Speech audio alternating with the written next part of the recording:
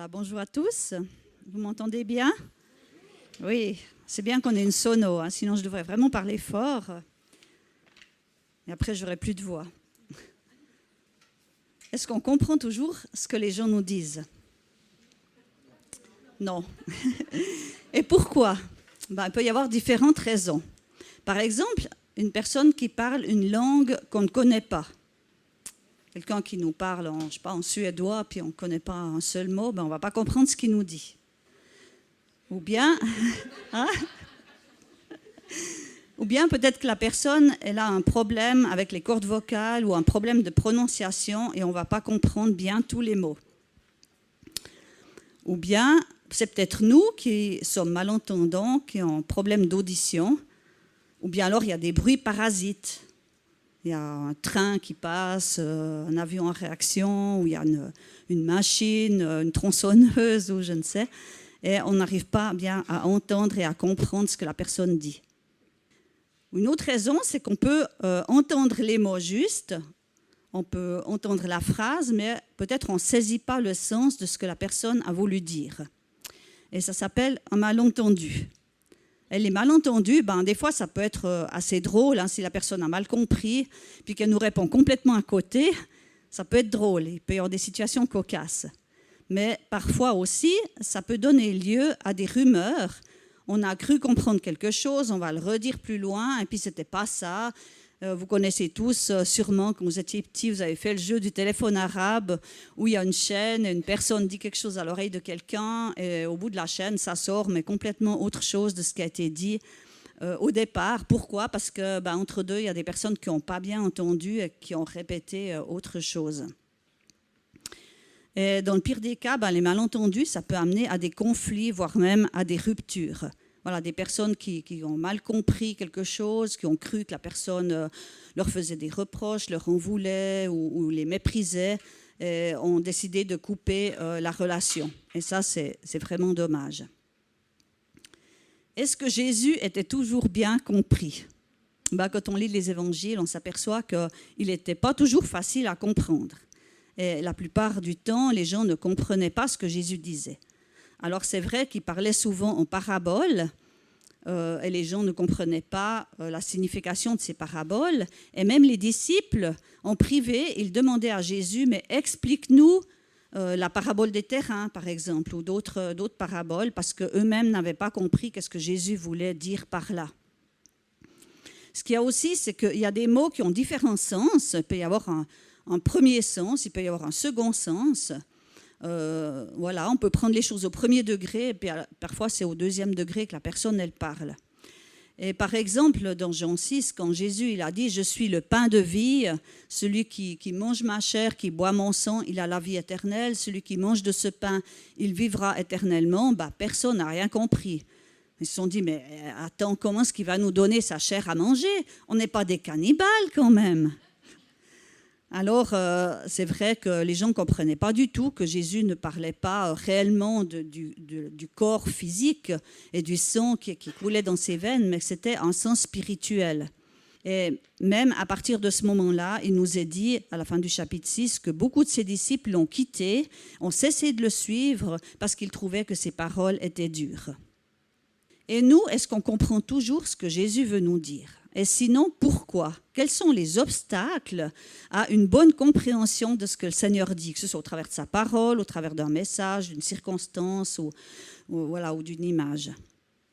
Alors, on va voir ça au travers de deux textes bibliques. C'est le même récit qui est dans Matthieu et dans Marc. Et on va voir qu'il y a des petites différences entre ces deux textes.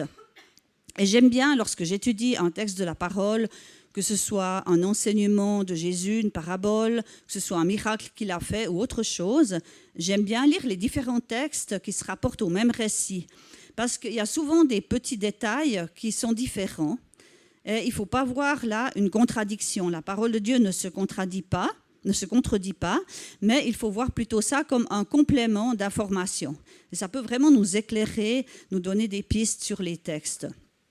Alors je vais commencer par le texte de Marc, c'est dans Marc 8, les versets 11 à 21. Les pharisiens survinrent, se mirent à discuter avec Jésus et pour l'éprouver, lui demandèrent un signe venant du ciel.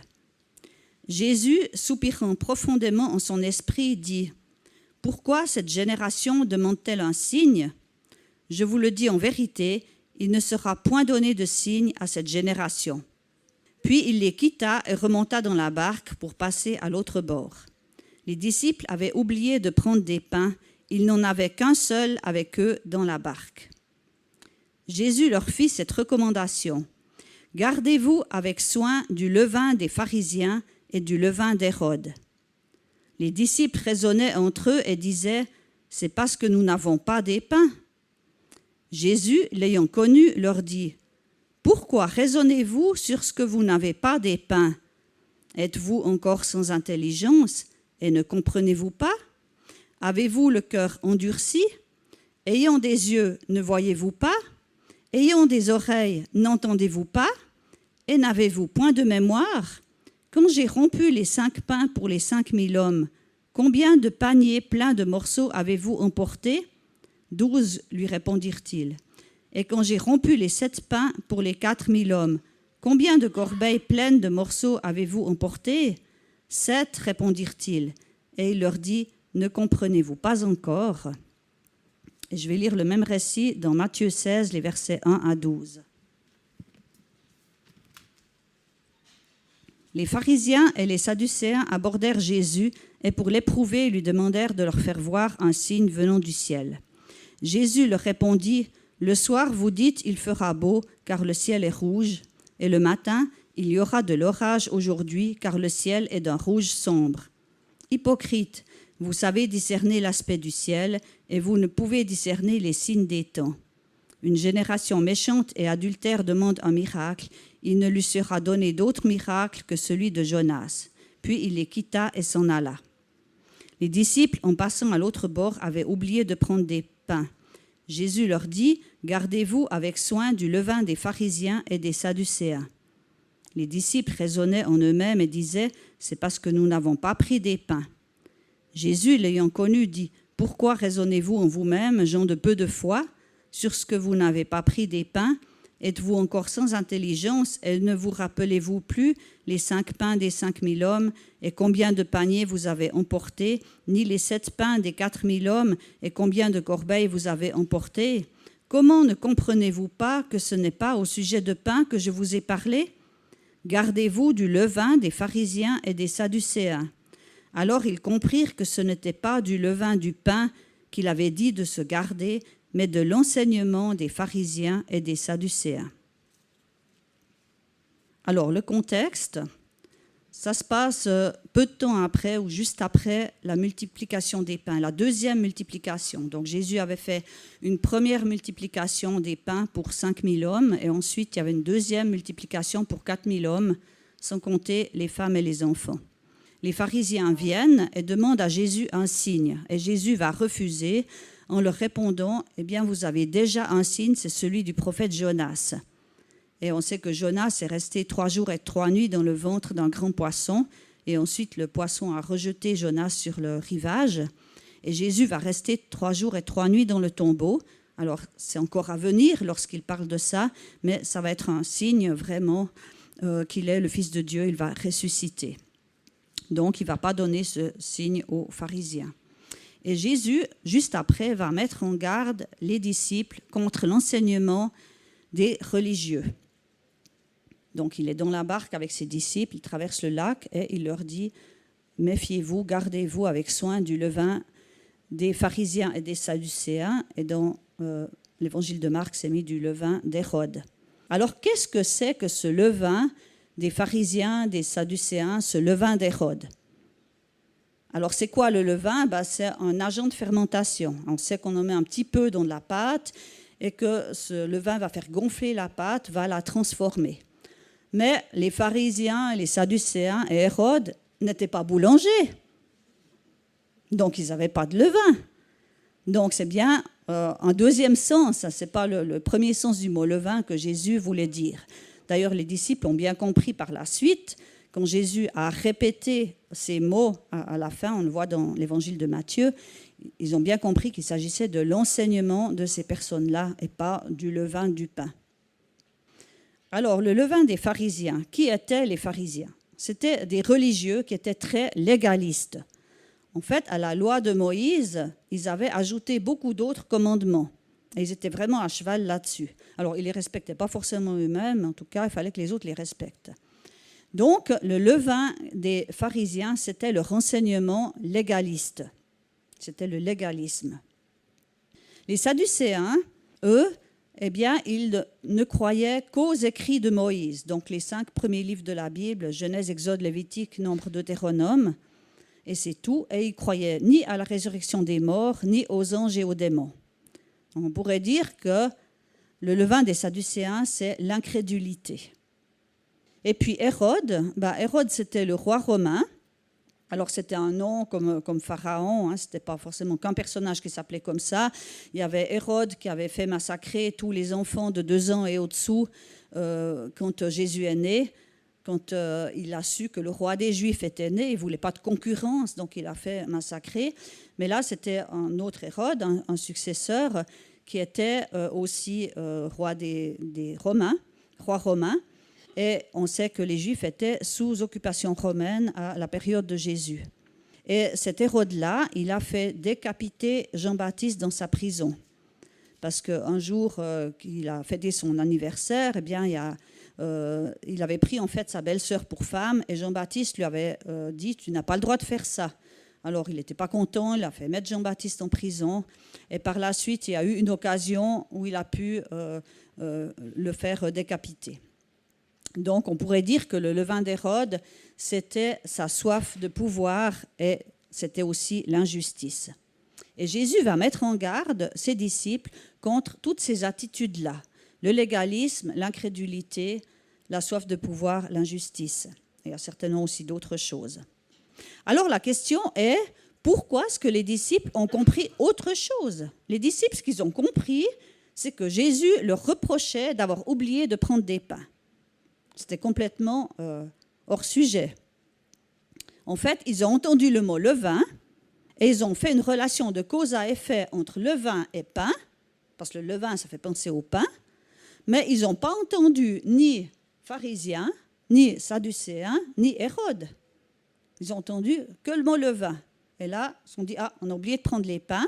Ils se sont dit, Jésus, il est en train de nous faire un reproche déguisé. Voilà, il nous en veut parce qu'on a oublié de prendre du pain. Et la conséquence, ils ont commencé à raisonner, mais ils étaient complètement hors sujet. Et qu'est-ce que Jésus va leur dire? Jésus va leur poser une série de questions. Pourquoi raisonnez-vous ainsi? Ne comprenez-vous pas? Avez-vous le cœur endurci? Ne vous rappelez-vous pas ce que j'ai fait précédemment? Jésus ne leur reproche pas leur oubli du pain, leur manquement. C'était leur job aux disciples de s'occuper de prendre du pain. Les disciples, ils étaient au service du maître et devaient s'occuper de tout l'aspect pratique. Souvent, Jésus envoyait ses disciples dans les villages où il devait lui-même aller prêcher pour préparer le chemin. Ou bien il les a envoyés une fois chercher un ânon sur lequel il allait s'asseoir lors de son entrée à Jérusalem. Ou plus tard, il les a envoyés préparer la Pâque, la dernière Pâque qu'il a pris avec ses disciples. Donc, c'était leur job. Et là, ils avaient oublié. Et ils étaient sur la barque, au milieu du lac. Donc, on ne pouvait pas revenir en arrière. De toute façon, les magasins, ils étaient fermés. Donc, voilà, il n'y avait plus de possibilités. Mais Jésus ne leur reproche pas ça. Qu'est-ce que Jésus leur reproche aux disciples? Il leur reproche leur faux raisonnement, leur incrédulité, leur endurcissement et leur amnésie par rapport à ce qu'il vient de faire avant. C'était ça, les problèmes des disciples. Alors, on va voir un petit peu ces problèmes des disciples et puis voir que finalement, nous, on est souvent confrontés aux mêmes problèmes. On n'est pas vraiment meilleurs qu'eux. Je ne sais pas si on avait été à la place des disciples dans la barque, si on aurait aussi compris ce que Jésus avait voulu dire et si on n'aurait pas aussi raisonné, si on avait oublié quelque chose. Les disciples se sentaient coupables de leur manquement, coupables d'avoir quelque part failli à leur mission d'avoir oublié de prendre du pain. Jésus leur avait demandé ça, leur avait fait confiance pour ça, puis là, ils avaient loupé, quoi. Vraiment. Ils n'étaient pas fiers. En fait, ils étaient centrés sur leur manquement, sur ce qu'ils n'avaient pas fait, sur ce qu'ils auraient dû faire, puis qu'ils n'avaient pas fait. Et puis, ils pensaient que la situation était sans issue. Maintenant, c'est fichu. On aura faim. Jésus, il aura faim à cause de nous. On va devoir se passer de casse-croûte. Mince alors, quoi. On est vraiment nuls. Voilà ce qu'ils ont dû se dire. Ils ont considéré la situation avec des vues humaines et ils ont pris conscience de leurs limites. Voilà, c'était de leur faute. Ils n'avaient pas accompli leur mission. Est-ce qu'on est parfois dans la même situation qu'eux? On a aussi des manquements. Enfin, je ne sais pas vous, mais moi, ça m'arrive. Voilà, des fois, on oublie des choses. Ou bien on se dit, mais si j'avais fait ceci ou cela, mais j'aurais dû. J'aurais dû plus prier, j'aurais peut-être dû jeûner, j'aurais dû parler à telle personne, j'aurais dû rendre visite à tel autre, j'aurais dû aider tel et tel, j'aurais dû faire ci, j'aurais dû faire ça, puis je ne l'ai pas fait. Puis là, on se dit, mais je suis nulle, quoi. Et puis, le Seigneur, qu'est-ce qu'il doit penser de moi? Je ne suis vraiment pas fière, quoi. Et puis voilà, et puis on se concentre en fait sur nos manquements, sur ce qu'on n'a pas fait, au lieu de regarder au Seigneur. Et on se trompe complètement de cible. Et puis quand il y a des situations difficiles qui arrivent, on se dit c'est de ma faute. Voilà. Si j'avais fait ceci, si j'avais fait cela, si j'avais pensé à ça. Et puis ça tourne dans la tête et on n'en sort pas. On est bloqué. Et quand le Seigneur essaye de nous dire quelque chose, on ne comprend pas. Ou bien on comprend mal. On se dit, voilà, le Seigneur, il me fait des reproches. Il y a des gens, des fois, ils sont tellement dans la culpabilité et dans les faux raisonnements qu'ils n'arrivent même plus à lire la Bible parce qu'ils transforment ce qui est dit et ils prennent tout pour un reproche. En fait, la culpabilité, c'est quelque chose qui agit comme un filtre. C'est vrai, quand on entend quelqu'un nous dire quelque chose, et si on n'est pas bien avec soi-même, eh bien, on peut mal interpréter ce que la personne dit.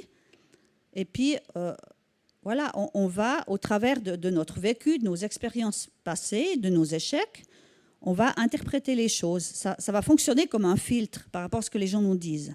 Par exemple, une personne qui se dénigre, qui se trouve moche, voilà. Peut-être qu'elle a été blessée parce qu'on lui a dit « t'es moche, t'es trop gros, t'es trop ceci, t'es trop cela, je sais pas, t'as les dents en avant, ou que sais-je ». Bref, une personne qui va se trouver moche, qui va perdre confiance en elle, quelqu'un peut une fois lui faire un compliment, puis dire « Ah, mais t'as mis une jolie robe aujourd'hui ». Puis elle va se dire « Ouais, les autres jours, ça veut dire que je sais pas m'habiller, je suis vraiment nulle, je suis vraiment… » voilà. Ou bien « Ah, tu t'es coupé les cheveux, ça te rajeunit ». Ça veut dire que voilà, je sais, je commence à vieillir, j'ai des rides, je suis moche. Voilà. Donc, au travers de ses blessures et de ce qu'elle a vécu, de ses expériences, elle va filtrer en fait l'information qui lui est donnée.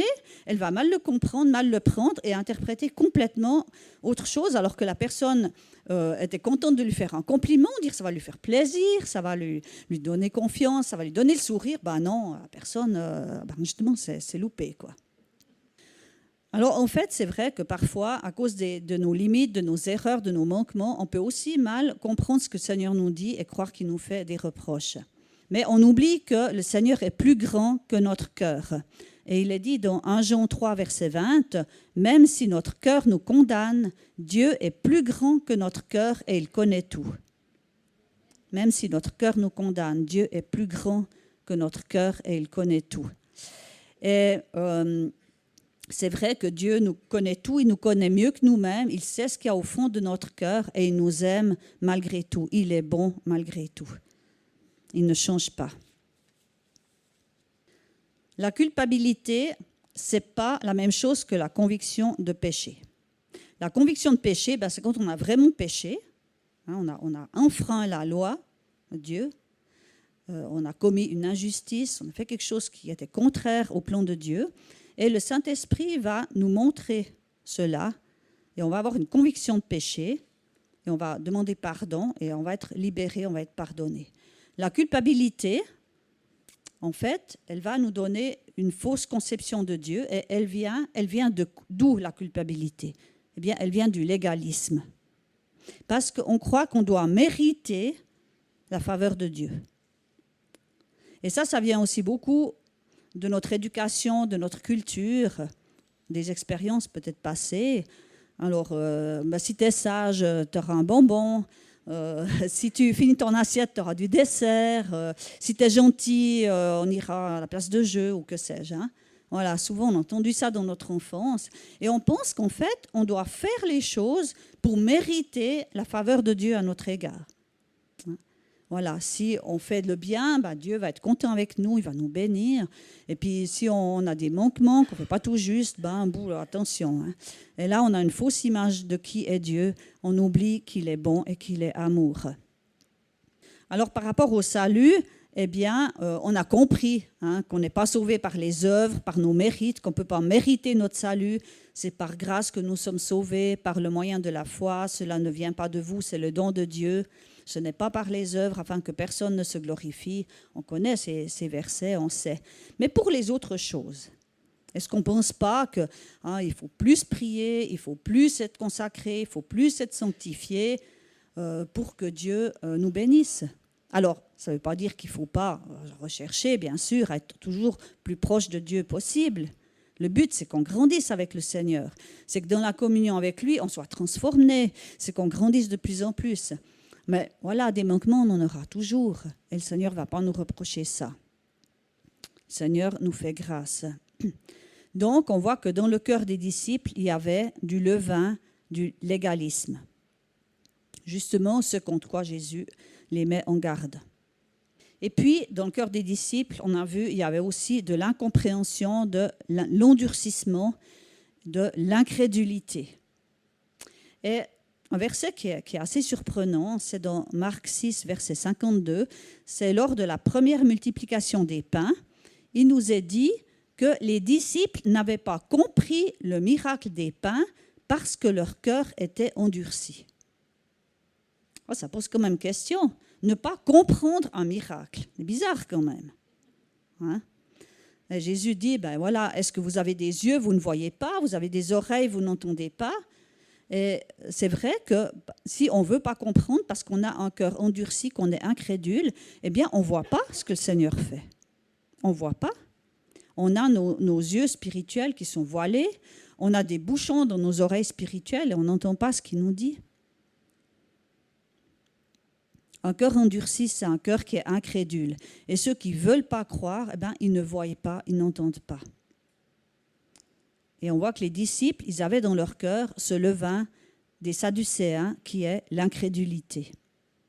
Alors on peut se poser la question, est-ce que notre cœur est un cœur de pierre ou un cœur de chair? La pierre, c'est quelque chose de dur, c'est quelque chose qui ne laisse rien passer. La chair, c'est quelque chose de souple, de malléable, d'ouvert. Est-ce qu'on a un cœur ouvert ou fermé? Est-ce qu'on reconnaît ce que Dieu fait? Ou bien est-ce qu'on se dit, c'est le hasard, c'est de la chance, c'est grâce à telle et telle personne? Je ne sais pas comment les disciples, ils ont perçu cette question, ce miracle de la multiplication des pains. Qu'est-ce qu'ils ont dû penser? Qu'ils n'ont même pas compris. Et le troisième problème, c'est l'oubli de ce que Dieu a déjà fait. Et Jésus va amener les disciples à se souvenir de ce qu'il a fait lors de la multiplication des pains. Il va leur dire, mais combien de corbeilles vous avez emportées avec les restes? Et là, ils se sont souvenus qu'ils avaient emporté une fois 7 corbeilles, une fois 12 corbeilles, ou le contraire, je ne sais plus. Ça, ils se souviennent très bien. Ils se sont souvenus du résultat. Et en fait, Jésus va les rejoindre dans ce qu'ils sont en train, dans leur délire quelque part.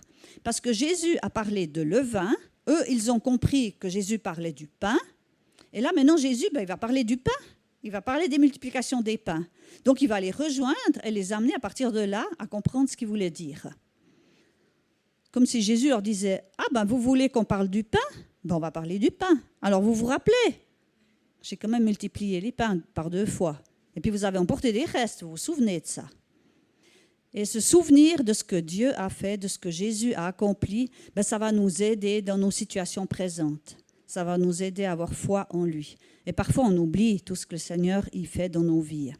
Ou ce qu'il a fait pour d'autres, qu'on a entendu, qui sont des témoignages aussi, que ce soit en lisant la parole, on voit ce que le Seigneur a fait dans le passé. mais on voit aussi ce qu'il fait aujourd'hui dans la vie d'autres personnes. Et parfois, on oublie, et puis on est dans une situation, et puis on ne pense plus du tout que le Seigneur, il est capable d'agir et de faire quelque chose.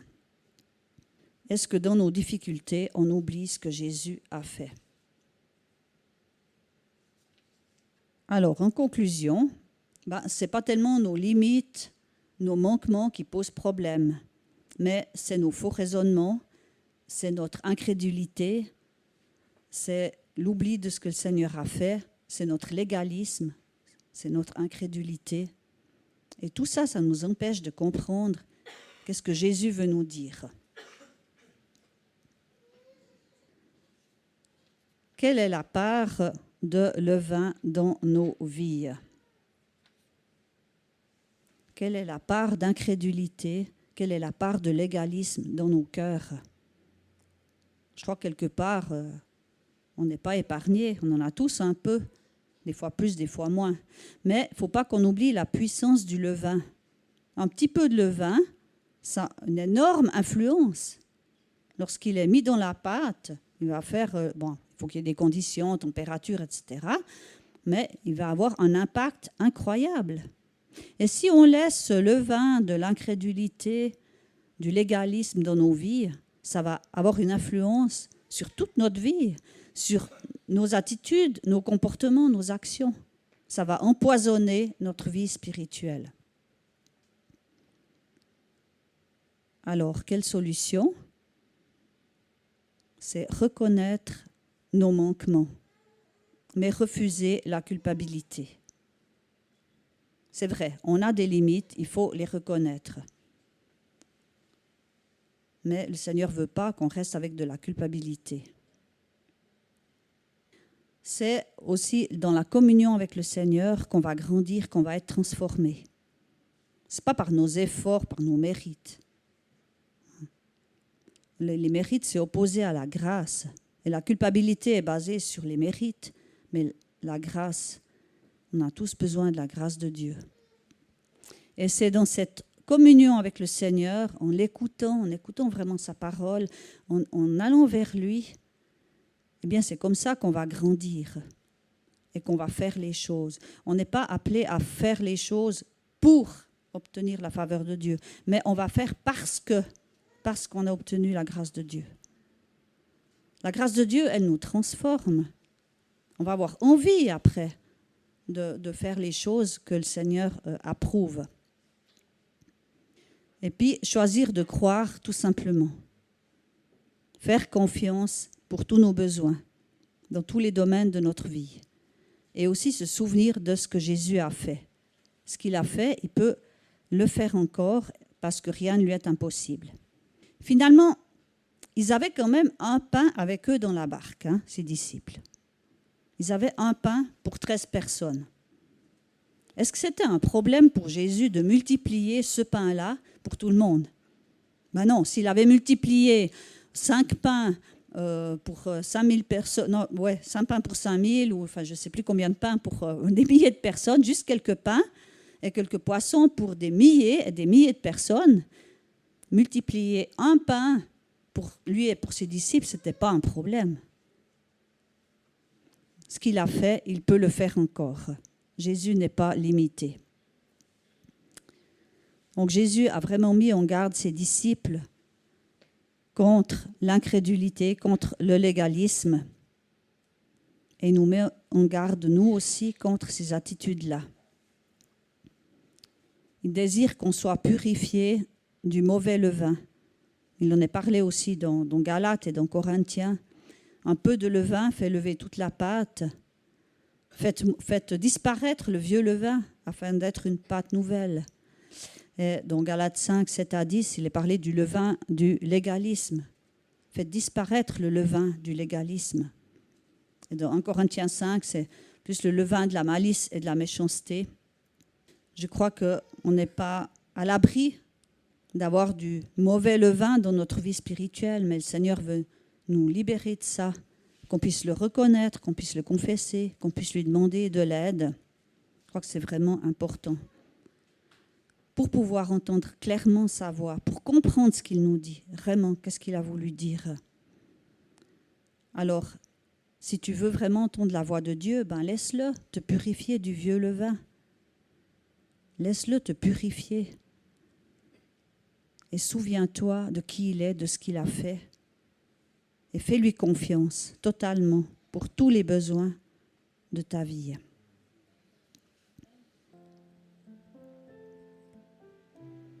Seigneur, merci parce que tu es celui qui ne nous condamne pas. Tu es celui qui nous aime, qui nous connaît parfaitement. Seigneur, tu désires qu'on soit libre, qu'on soit une pâte nouvelle pour toi, sans levain, sans le levain du légalisme, de l'incrédulité. Seigneur, viens purifier nos cœurs. Aide-nous à te faire confiance, à nous souvenir de tout ce que tu as déjà fait. Aide-nous à bien comprendre ce que tu nous dis. Ouvre nos yeux, nos oreilles spirituelles. Merci pour ta bonté, pour ton amour. Merci parce que tu veux nous faire grandir chacun dans ta présence. Nous rendre conformes à l'image de toi, Seigneur. Viens faire ton œuvre dans nos cœurs et libère-nous. Sois béni, Seigneur. Merci pour qui tu es. Amen.